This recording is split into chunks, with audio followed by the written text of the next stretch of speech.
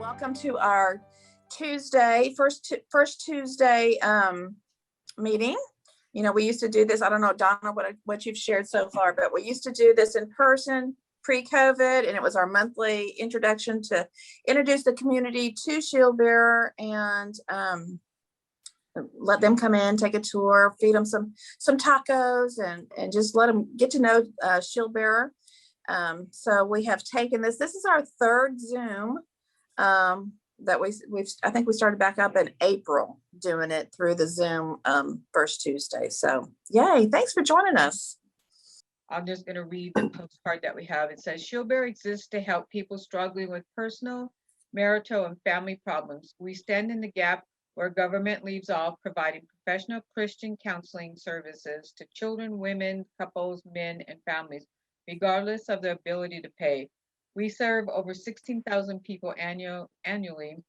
And this year we're scheduled, if everything on target, to serve 22,000 people. So you can see that there's a big need out in the community for counseling services.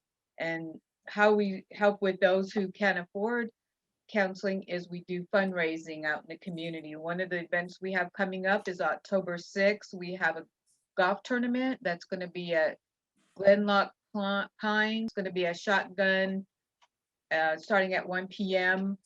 and we'll have dinner afterwards. Wayne is one of the ambassadors for Disaster Aid USA in the Houston area. As Zone 25B chairman, one duty is developing 8 Rotary District strike teams. Currently, Zone 25B has 5 domestic response trailers and 1 commercial drying trailer to assist the public in case of natural or man-made disasters. He has been deployed out of the country 4 times for disasters, worked on 15 domestic disasters, and has logged over 7,500 volunteer hours, all as a volunteer. DAUSA is an active member of VOAD, Voluntary Organization Active in Disasters, Gulf Coast Chapter, expertise in muck and gut mold remediation, short and long-term recoveries, point of distribution, POD, supply chain, and donation management, public speaking. Wayne was promoted to chairman of the board of Disaster Aid USA in January 2018 and will continue his zone role as well as helping develop domestic response unit members and international DARTS disaster aid response team. He is employed by Standard Safety Equipment Company in USA based manufacturer of high-end reusable chemical clothing. His focus is on refineries and chemical companies that use sulfuric and hydrofluoric acid. He has worked there for more than 30 years. This morning, he will cover how Shield Bearer can get involved with VOAD, Disaster Aid USA, and Rotary. Thank you very much for the introduction. You're welcome. I learned a long time, the longer the introduction, the less you have to speak. So sorry about that. So I'm going to wrap into the program, what Disaster Aid does. For those who've never heard of Rotary, I am a Rotary Club member of the Rotary Club of Cypress Fairbanks. So I'm going to kind of tie in the Rotary, both local and international, and how we travel international. And then I was talking with Thad and yourself about how Shield Bearer should become a member of what we call VOAD, because a counseling part is needed heavily when we go out to these disasters. So we kind of wrap all those in. I've been to your fundraisers. Well, I love coming to them. We've got a Rotarian who serves on your board. So that's how I was introduced to Shield Bearer when you came to our club and talked about Shield Bearer years ago. I take over as president July 1st. We will continue to support you at your fundraisers and of course, donate directly to you to use as you wish. So we'll talk about disaster aid and what I kind of do in that part of it in the Rotary world. As you can see, the first slide is us doing some chainsaw work. Then, of course, we've got 15 of those domestic trailers that are set up. Disaster Aid USA is its own separate 501c3 from the Rotary Club. So we call ourselves a Rotary Club project because any Rotarian, any club member can start their own little chapter of Disaster Aid USA. And that's all the things, the do's and the don'ts, and why we set it up. And, obviously we're incorporated out of Washington, D.C., because that's where our founding member club was. And it just talks about what we do. And as we talked about, anytime that we can, if we've got the donations and we've got the volunteers, we will go and we will assist in cleanup. I just got back from spending a week in Lake Charles. They got another 18 inches of rain and we had to go there and physically start mucking and gutting. And we'll show you pictures of what a muck and gut is. So Bob Grill is still our president. And then these are our vice presidents and our secretaries. It doesn't mean anything to the non-Rotary world, but I want to give this presentation to Rotary. Rotary is broken down into zones, and I'll show you that map in a minute. I'm also going to talk about how you can get involved as non-Rotarians, both in this project and other things that we do in the Rotary world. So that is, as you know, that is the state map of the United States. And Rotary breaks that down into zones. So little zone 21B, so not Mexico, just a little part of Texas. That's the part I'm in charge of. I was put in charge of developing other Rotary clubs and districts so that they can get a trailer. So we've got trailers stationed all through Texas, all through Louisiana. We just got another one on the Panhandle. Most of our disasters are there in the Gulf Coast. And we do have trailers up in New York and up in Rhode Island and up in Maryland and in West Virginia. So we kind of concentrate on the Southeast and the Upper East because that is where all of the storms hit. Zone 26 is California. I have been deployed out there for a mudslide. After a wildfire, then it flooded. And we'll talk about how we join other organizations. So in the Rotary world, for those who are not Rotarians, we have both action groups. So DNA, I'm in that Rotary action group. So I band with other clubs across the world anytime there's a disaster. So in Rotary, that's called an action group. So we've got Disaster Network. The other one you heard me talk about is WASH, which is Water and Sanitation and Health, where Rotarians and non-Rotarians band together and we go out and we do water projects, mostly overseas. We have been doing some here in Mexico and really been concentrating on Central America since we're so close. And then the other part is for the Rotarians. So we do have action groups, and then we have called fellowship. So obviously I'm in the beer drinking fellowship. I'm in the wine fellowship. I am also in the scouting fellowship. So Rotary, we kind of men and women of business get together once a week and we meet and we say, okay, where we're gonna, what charities are we gonna pick, like for you guys, what are we gonna do for Shield Bearer? And then we have our fun part, our serious part of the action groups. So when we raise hundreds of thousands of dollars when we start doing water projects. And then we have the fun part of it. So you're always welcome to join an action group as a non-Rotarian. If you want to join the wine group, you have to be a Rotarian or a spouse. So not pushing you, I'm just saying if it's one of those you like. So in my zone, this is the board that I set up. These are all fellow Rotarians from different clubs. Rotary Club of West University, Bel Air South, Bear Creek. We even have an E-Club for those that want to attend that way. So I always put a board together. They help me run my district. So like when Harvey hit, it's just not Wayne Beaumier doing it. These are the list of my officers that help me go out there and do that work and present disaster rate to the public.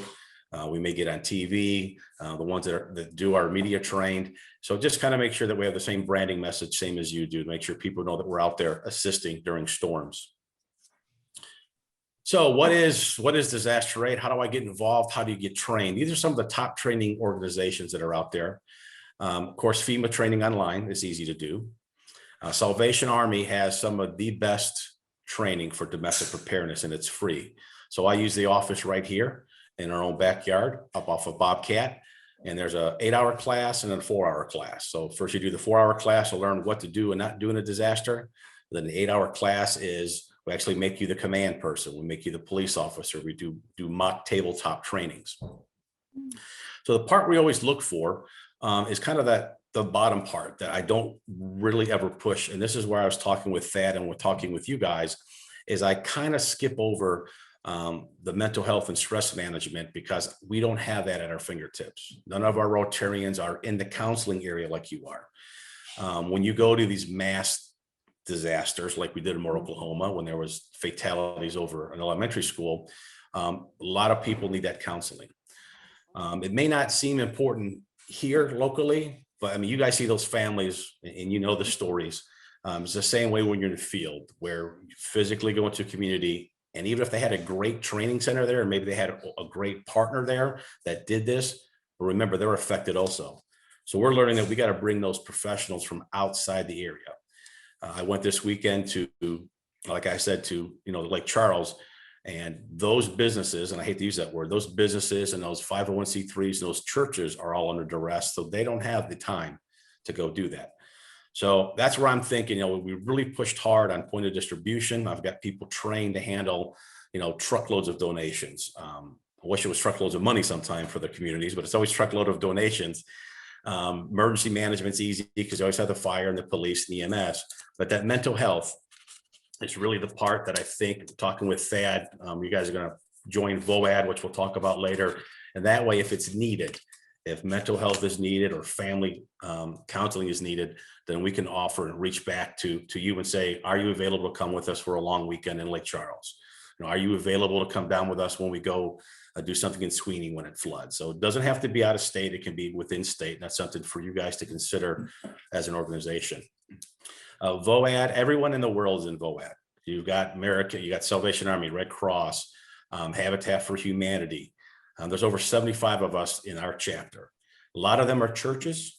There is one called Cypress Cares, which is in our backyard, and I have not yet been with them to see exactly what they do. But I thought, you know, VOAD is $25 a year, something that you can have just to offer.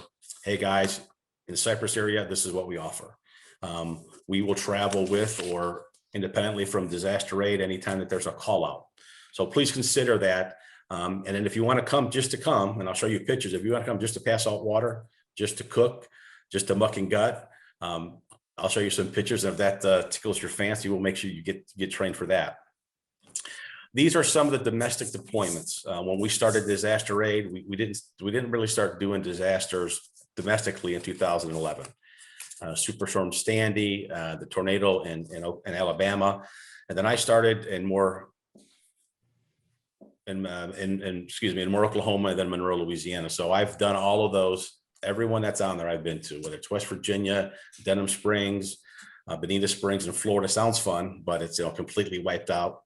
I did not go to Puerto Rico, but that's what we did domestically. And I need to keep adding to this list because storms aren't going to stop.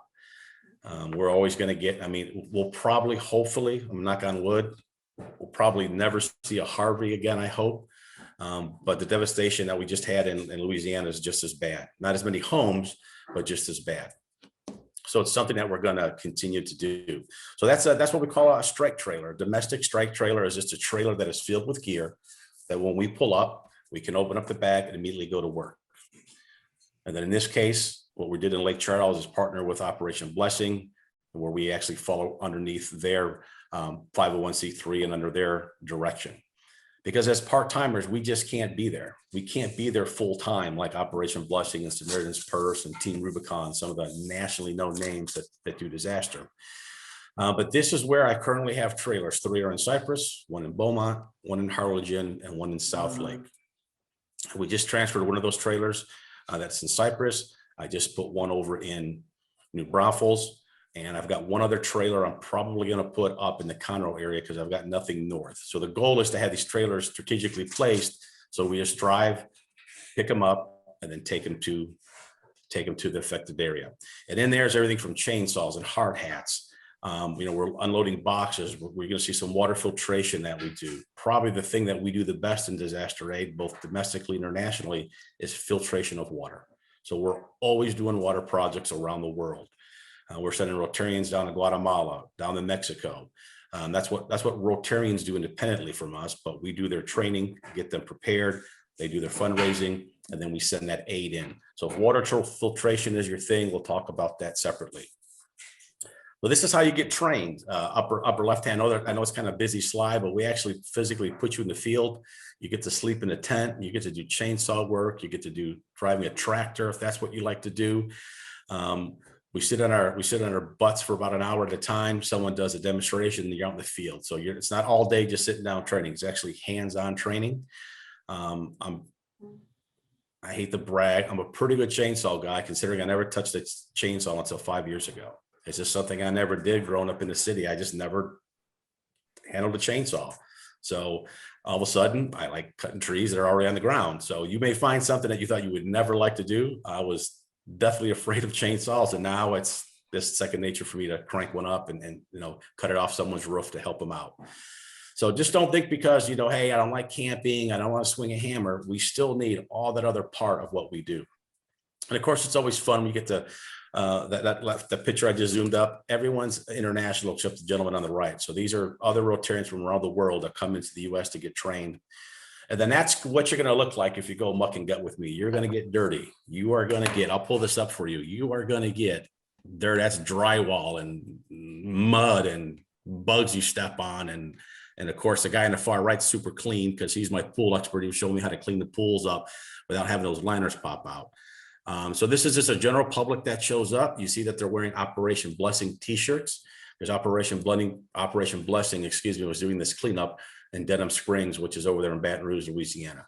So the general public physically signs in, they sign the forms, and then we get these people as volunteers and we go, I don't want to use the word abuse because that wouldn't be fair, but we work them really hard. And then Operation Blessing, of course, sometimes we'll put them up and host them to sleep. And in this case, they provide all of our meals. And that picture you see was day 3 of the first storm that hit Lake Charles. So that's a high intensity line. That's almost across the road. Wow. People just threw tarps on their houses and just left because it was just devastating. Some of those homes got rained on again when I was there last week. So the same homes we cleaned up, we went back and cleaned up again. Of course, we have a tractor. So we just had a Rotary Club donate to us a tractor and trailer. They saw that we had to go rent one when we were in Lake Charles. So we spent about, which it sounds like a lot of money, we spent $8,000 just in rental of a tractor last time. So they're like, let us gift you this tractor. That way you guys have it because we see that you use it. We don't use it at our own. I don't use it here in Cypress. My yard's not that big. So we physically take this in the field and we use it. The way it works, this is a team that's in the field. And what Larry's doing in the middle is he got the work order that comes in from Operation Blessing. So Operation Blessing has already been there maybe 2 weeks. People are calling in, hey, I need help. They take those lists of phone calls and they put them in order. Here's the address. Here's what you're doing.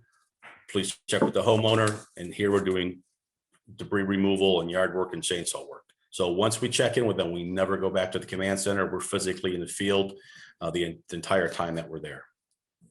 Of course, I have to show the Rotary hat every now and then in my PR picture. So these 3 are non-Rotarians. Obviously, you could tell Operation Blessing switched from white shirts, which gets totally filthy, to blue shirts. So you see my trailer in the background. That's the one part of Louisiana. That was my team for the entire week. The gentleman in the middle is a chainsaw expert that came in from Ohio. Of course, the cowboy, he's from Texas. Lady in the middle flew all the way down from Crystal Lake, Illinois, and just the 3rd time she's been deployed with us. So she physically comes on her own dime to come down here and work with Disaster Aid and Operation Blessing. Here's a little chainsaw work. Of course, I got to throw the rotary wheel out there because not only am I representing Disaster Aid, I'm representing Rotarians that are in that community. And so I like to make sure people know that I'm a Rotarian. They may be in the Lions Club, they may be Masons, they may be Knights of Columbus, because everyone does disaster work. I've worked with every denomination under the sun in disasters. You name it, and they have a disaster team. They're out there, holding hands and praying, which is wonderful. And I'm out there swinging a hammer, and then we'll pray later. But everybody does a different role. I just like to go out there and swing the hammer, do the muck and gut, and get at it. What we're doing here is, as I know it looks kind of funny, but this young lady right here, she's 9 years old, and she worked all day picking up sticks. All day picking up little sticks and then bigger sticks. That's her brother behind her. Her parents are right off to the side. So she wanted to run a chainsaw just like Dad was doing all day. So their parents are right there. And that's a battery operated Ryobi, which I cut limbs with. So the little young kids got to get out there after picking up sticks all day long. They got to have a little chainsaw work also. So we try to include everyone when we're out there doing our disaster. And of course, what fun would it be if we didn't have a little fellowship? So that is some paella made here at my home, not by me. Peggy came in. She's not at this Rotary Club of East Moscow, but she's not from Russia. That was another gift given to me. So yes, we work hard, but yes, we also like to sit back down and enjoy the company. I had never met this couple before. We worked together all week in Lake Charles. So I invited them here to Cypress to spend a long weekend with me before they go back to their home. Wow. So Disaster Aid not only does domestic tear out and gut out, but Larry has a boat, being a Cajun, and he is in the Cajun Navy. So we actually have a rescue boat that goes out. When Harvey hit, I couldn't get out of Cypress. He came from Lake Charles and started doing water rescue. That's his son there. They started doing water rescue in Vidor. And then they made it to Beaumont and did water rescue. Then they finally made it here to Houston. We worked together, for months on that. So that's actually Larry, our executive director on your right. That is a young man that he homeschools with. So we'll take volunteers starting at the age of 14. So if you've got Boy Scouts and Girl Scouts, me as a Scout Master and a Scouter, trained in Scout and two deep leadership, the young adults are never by themselves. So if you get young volunteers, don't automatically think because they're under 18 that we won't use them. We'll use them anywhere they feel fit. This young man was just walking the kids from the curb to the boat. And for those who've never done a muck and gut, that is a muck and a gut. Well, you physically go in there and cut that wall. In this case, we're cutting the flooring up. We're working with the Rotary Community Corps, we're non-Rotarians that help assist Rotary Club if they don't have the time or don't feel like being Rotarians. So a lot of people join our Rotary Community Corps because all they do is service work within in this case, within Harris County. We go back in there and I spray for molds. I tell my Rotarians either wear a Rotary shirt, wear a disaster aid shirt, wear any shirt you want to, but remember, you're going to be on camera. So that big red end polio now is the only thing us Rotarians, the 1.5 million Rotarians worldwide, we still donate money to end polio. So that's how we kind of do our thing.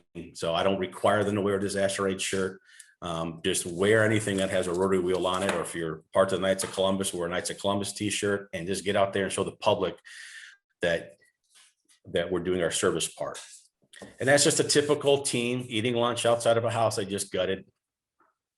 That's the fun part. So the picture on the right, when you go to training, that's how FEMA expects you. And I'll pull this up. FEMA expects these cute little piles, and they want 6 feet in between every pile, no pickup from here. I want the electronics over here. And I'm telling you, that is what it looks like in every place in the world. We all throw it on the curb. They come pick it up. So once it's a named storm, of course, that's Harvey, and that's over in Katy. The reason why we track our hours and why you see us track the hours so much is not for us. It's just so that the counties can get money back if FEMA is going to give money for trash removal. Obviously, when I'm in Louisiana, it's a parish, so we track every hour that we do. If I do a chainsaw, that's called skilled labor. A rake is unskilled. So if I put a chainsaw in my hand and cut with it, the parish gets more money back when they turn the hours into either insurance or, in this case, into FEMA. So I'm here to tell you those piles are never, ever, ever neat. So this is just some people that we helped out. The entire cul-de-sac got wiped out. The couple on the right, that's my drying expert. We took his drying trailer and actually physically dried out all 5 of those homes in the back of the cul-de-sac. Again, these are people that didn't have insurance, didn't have flood insurance, never thought they needed flood insurance there in Cinco Ranch. And they had 7 foot of water in their house, to be fair. So that means I had to gut that all the way up to the ceiling. And if the ceiling's wet, you got to gut the ceiling out.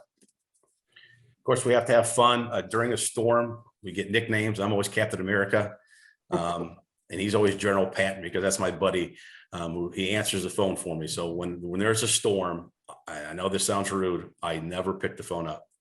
Once I'm in the field and I'm at an address, I don't pick the phone up because I'm working. That's just the way my little brain works. I'm in sales, I talk all day long, so I never have the phone in my hand. So when we physically get deployed, we've got a chain of command. I put him in charge of communications. His name is Patrick Leslie. He's in the Bel Air Southwest Club. He's the one that handles the phone calls. He's the one that gets the donations. We get thousands of phone calls as they come up. And it looks like I'm filthy because that's actually drywall mud that dried to my pants. And it's just a mess in a home. And that's the home that we were cleaning out. That's a full gut down in Wharton. That's an 8-foot ceiling. You can't really tell, but there's this fine silk of mud all over the place. Everything gets gutted out. That entire house, that's a fellow Rotarian's home. She lives here in Cyprus, and they said, well, let's go to Wharton. Wharton's nowhere. There's nothing in Wharton that could flood us. And they had an old river that had water in 100 years fill up and flooded Wharton and flooded her part of Wharton. You can't tell the bottom right, but the refrigerator got picked up. It got slammed into the ceiling and put a hole in the ceiling and then got dropped back down. Oh, So wow. water is super powerful. I don't know how horses and animals survive it, but the alley cats come back, the horses come back, they come back a few days later. And this is the drying trailer that was donated. We physically set this up. I used to run a video, but all you hear is fans blowing and you hear us laughing. But this will heat a home up to about 114 degrees. It sucks all the water out of the walls, out of the ceiling. So I can commercially dry someone's home if they don't have insurance. So same thing for you. If you've got a client that says, hey, I just had a hot water tank bust in my attic. I don't have, no offense, I don't have the 1% deductible off my home to take care of it. You call ServPro, you call the experts like them, they'll come out, and you're talking anywhere from $5,000 to $20,000. This is a home in Katy. It would have been a $20,000 muck gut dry out if you call a ServPro. And they're experts at it. They're the best at it. Some people don't have the insurance. And these are just some pictures. And the problem with the pictures, they all look the same. Doesn't matter if you're in Louisiana, you're in Harvey, drywall looks like drywall, looks like drywall. Well, those are all the same. I'll show you some of the different things that we do though. So you just don't have to do muck and gut. This is actually point of distribution. That top picture is us. They just got 3 tractor load trailers of donations, and no one at the community has ever trained on point of distribution. No one.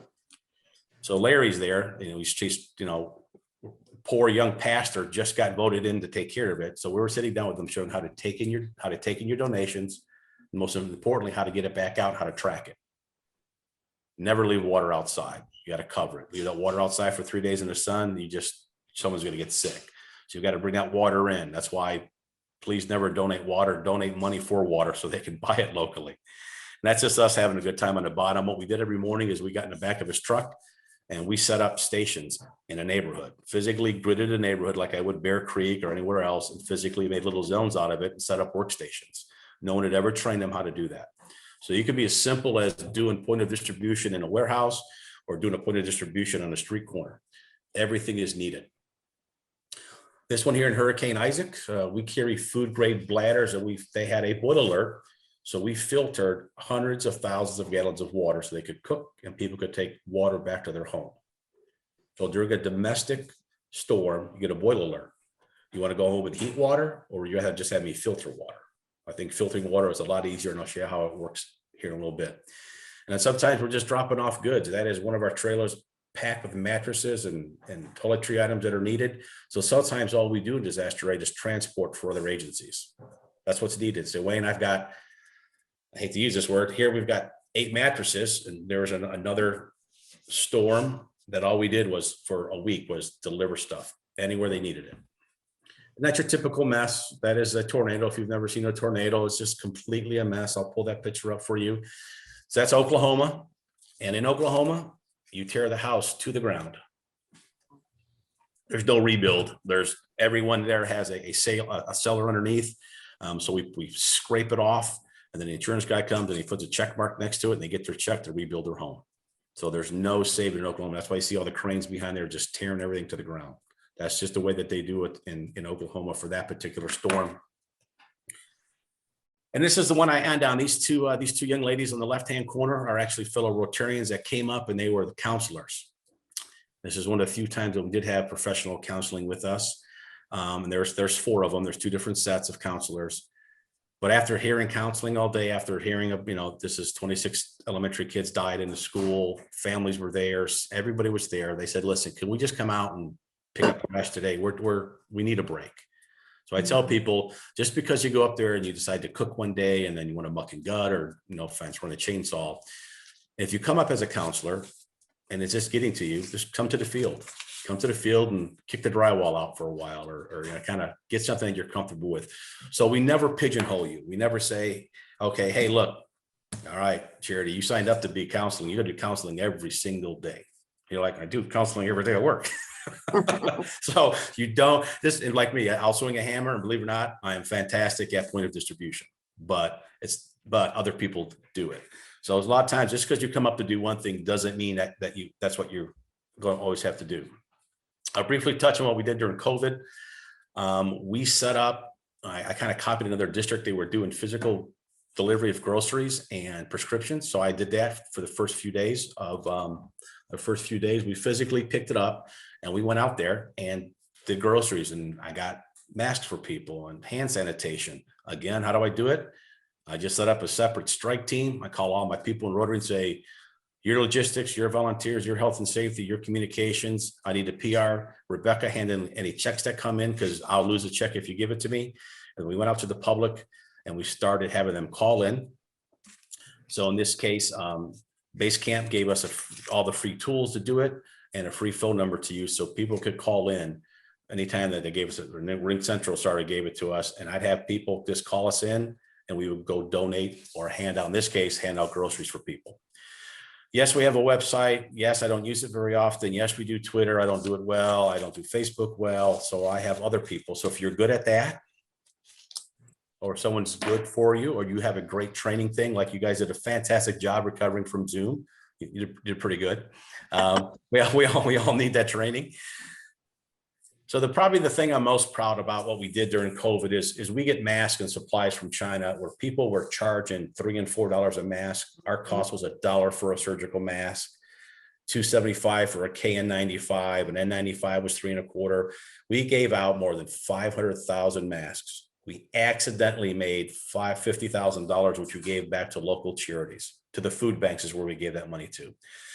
So we're a nonprofit just like yourself. Yes, we've got to cover our costs, but we don't have any paid employees. So it's our donations go a long way. So sometimes I never thought, though I'm in safety sales, that I would make money on something and then give it away.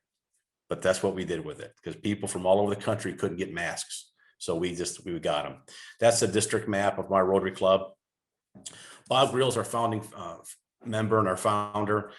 We always say that we do this so Americans are helping Americans. And though I'm Rotary International, we still care about our local and our domestic program, just like I do any other thing. So I'll take questions on domestic before I bore you with some international stuff and water. So any questions?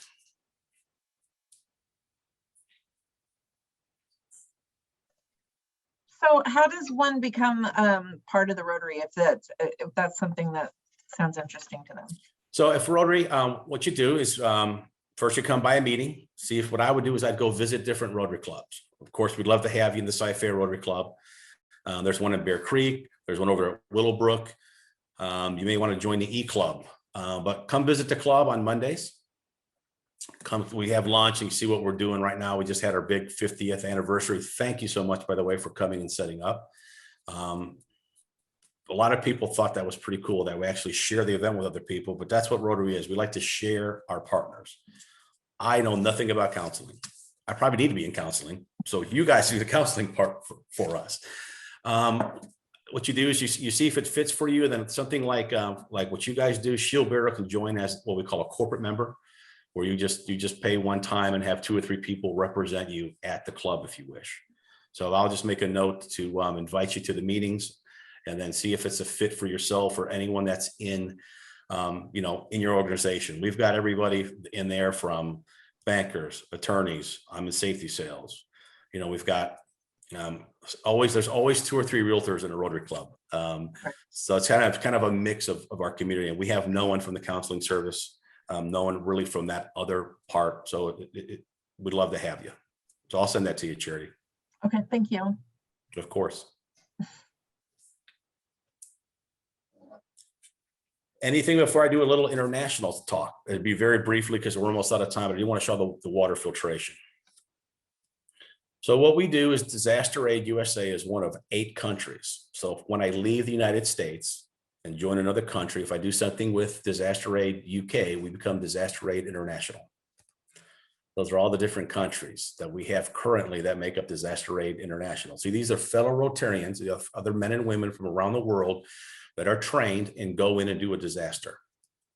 Those are all the disasters. We've done everything from Africa, Pakistan, South Sudan, you name it. If we can get someone there, we can. But I wanted to concentrate on water.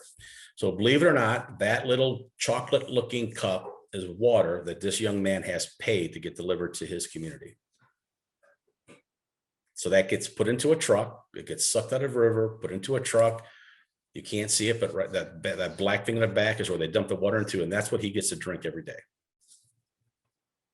These are the statistics, and this is why I always mention clean water, and I'll show you why in a minute.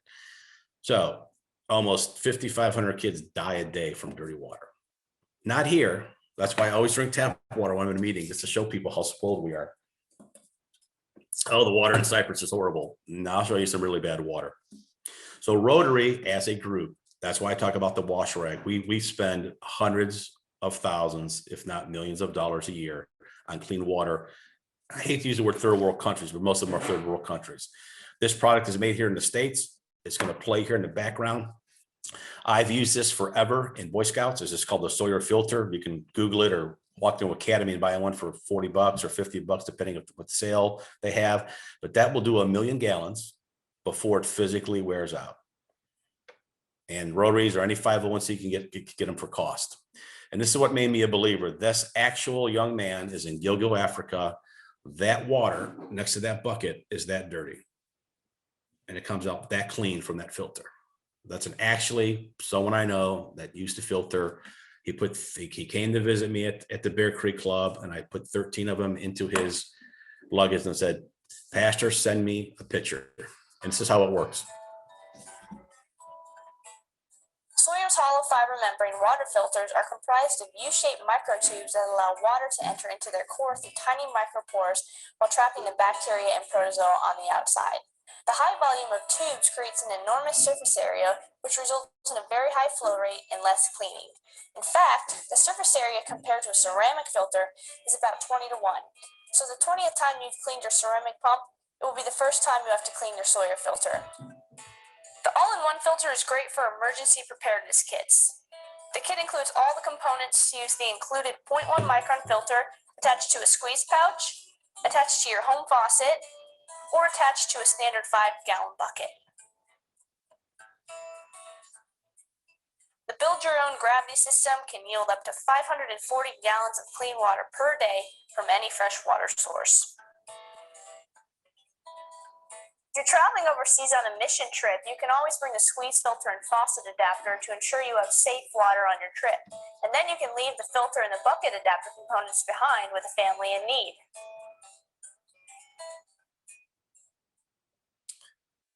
They also have a larger one that we put in. This is a 10-inch one. This will do basically 50,000 gallons a day. So, being so close to Matamoros, we jumped out of Mexico a lot and we installed these in schools down there.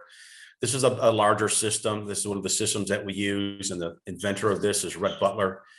And he's a non-Rotarian that travels the world, and he installs these, whether it's with the Lions Club, the Rotary Club, the churches, anyone who's going to put a filter in, he trains them and he sends them in there. We put them in series like this, so this will do 20,000 gallons a day. The adults are showing the kids how to backwash it. That will last 10 years and has no moving parts in the field.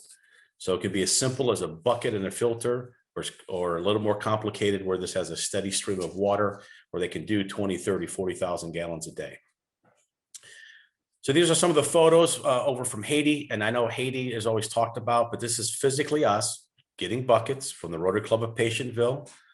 We go around, that's us, that's the chief. I hate to use the word, he's the elder, the chief of his little area. He drinks the water first, and then we leave those filters behind. That's the #1 filter used in Haiti. Even though they make sand filters in Haiti, they trust this filter because they see us drinking out of it. Of course, that's me running my mouth at a training club. I'm saying it very slowly, then they're saying it in their broken French that they use down there. So we passed these around because all they needed was water. We physically went around after a storm, looked at all the destruction. This gentleman is what we call a district governor of Rotary. He's in charge of that island and 7 others. And he physically went around, made sure they needed the donations before we physically gave anything to anyone. And that was just local Rotarians that drive us around. I know it doesn't look that poor there, but that is one poor country. I have never seen garbage swept to the middle of the street and burned every night until I was in Haiti. Not the place that you want to be. However, they're there. We have to help them. So we work with the Red Cross. And our goal is to train, these are all Red Cross employees, these young professionals went around the island, set with those buckets, and that's how dirty the water is coming out of the tap. I'll just zoom it up. Oop, apologize. That's how dirty their water is. It's in a white bucket. I didn't get a great picture of it. It was unsuitable to drink. So they went around, they are now trained. So when we leave, we actually physically, they're trained. This is us in Fiji. So we both do things very close. And this is us in Fiji doing the same thing. And this is me sitting down, showing them how to build back better. We're using the local Rotary clubs. In this case, they didn't want our tents. We've got a fantastic tent that we ship out, but we took the money that was donated to us. And with the $100,000 that was donated, we had 266 kits and repaired 266 homes. So that's just kind of what we do. And of course, I've got to go to a Rotary club. I've got to eat lunch anyway. So I have to go around and help do that the Rotary, since Rotary's international, we always work with local Rotary clubs. So once I leave there, obviously we didn't do all 266 homes. We did about half of them, and I physically left the money in the Rotary checking account so they could pay for all the different lumber and wood that needed to be done. And of course, they got to do a little PR part with the sign and all the fun stuff that we do. And these are just me and some other islands. I'm going to stop sharing this. So we do everything from domestic, or if you have time to travel international and want to help cut wood, help set up points of distribution, go to the Philippines, not for vacation, but for work. This is something that we do in Disaster Aid International. Any questions on international travel?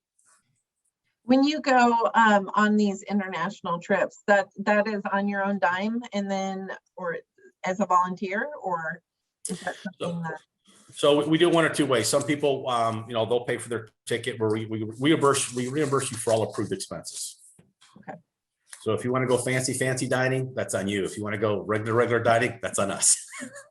You want to go first class, you're getting money for coach. So. So no, we take those donations. When we leave the country, we have an international board that decides who goes. So we have a list of darts that are trained. So for example, with this last training, I think there's 2 darts that haven't been deployed. Obviously because of COVID, we can't do much. We've been to Beirut twice to do water filtration. We did that through the local Rotary Club there in the Czech Republic because they were the closest. So we haven't traveled, I should say that we have not traveled anything international except into Beirut because of the Czech Republic. We just can't get into Mexico. We do send some stuff. We got a fellow Rotarian going back to Colombia from our club because she's a citizen from there. So she's gonna go check on the donations that we gave them. But you get trained for it. You elect if you want to go, and then we reimburse you for your expenses or just wire the money to your account, whatever you're comfortable with. Any other questions? I just have one. Yeah. My husband and I took the Harris, I think it's a Harris County disaster training and stuff about a year or so ago. Does that training also work with what you're doing with the disaster aid? Yeah, and I meant to say that I used to have CERT in there, but no one knew what CERT was. So That's what it was, sir. Yeah. CERT does count. That Citizen Emergency Relief Team or trained, depending how you want to use it. My training's a little bit different. I went through the CERT training. So yes, CERT would count. Obviously, if you're a professional, if you're already a police or a fireman, you understand the structure of incident command. So yes, that would count. So how would we get involved with you also because we already have that training? What I would do is we'll create what's called a profile. Let's see what Donna can do. Donna is CERT certified. I'm just making it up. On my file, it says that I am. Make I me can look talk. good. Yeah. My file says I can talk, walk, do lunch, and then it has Wayne's been, Rotary 101. Wayne's done emergency management, like what you guys had to do. Wayne's been incident command in case I'm ever put in charge of it. Because when you're there first, you're in charge until someone outranks you. So we just have a list of your capabilities and try to keep that evergreen by updating it. So that way, when we had a call out, if all of a sudden I said, hey, Donna from Shield Bearer wants to join you, I already know that you've got the training. I'm going to make it up. She's got a tetanus shot. If not, she'll get one. So I know that I could put you into it's not, I hate to use the word dangerous. I should never say the word dangerous. You know how to assess the damage of a home, and you wouldn't walk on the roof of a home. You already know the training of that. A lot of volunteers show up and they just want to start swinging a hammer, and then they do more work. We just had a guy accidentally cut a pipe with a saw yesterday. So or the day before, I get it. His first time, he's all happy, and I'm like, cut above the line. He cut below the line and he hit a pipe. So it happens. So, Yeah. So we took the saw from him. So he got the mop. He had to clean up all the water that he spilled. Hey, made the mess, you got to clean it up. That's right. That's right. So do you have to be part of, you said you didn't have to be part of Rotary to be part of this? No, we have a lot of just straight volunteers. A lot of people just retired. They're traveling. I mean, they're physically traveling, a couple months out of the year. So they'll say, hey, listen, something happens between April, their hurricane season. We'll take the travel trailer. We'll meet you there. And you decide whether you want to go or not, but you do not have to be a Rotarian to be part of disaster aid. Okay. If you want to be on our board and handle money, yes. I'll leave the money to Michelle. Hey, I don't touch the money. I let the treasurer do it and tell me how bad I blew the budget. No, I'd rather hand out things or get get myself dirty out there. No, you don't have to be a Rotarian, and that's the whole thing. A lot of people think this is only for Rotarians. It's just, we just happen to, it's easy to call Lake Charles Rotary Club and say, hey, I've got 10 volunteers coming over. We've been using the church Inviter as our place to stay. It just so happens to be the pastor's a Rotarian. It just kind of, it's my in. If that's kind of my in. If I was in Catholic charities, I would use the Catholic churches. I just use Rotary because that's my circle of influence for disaster.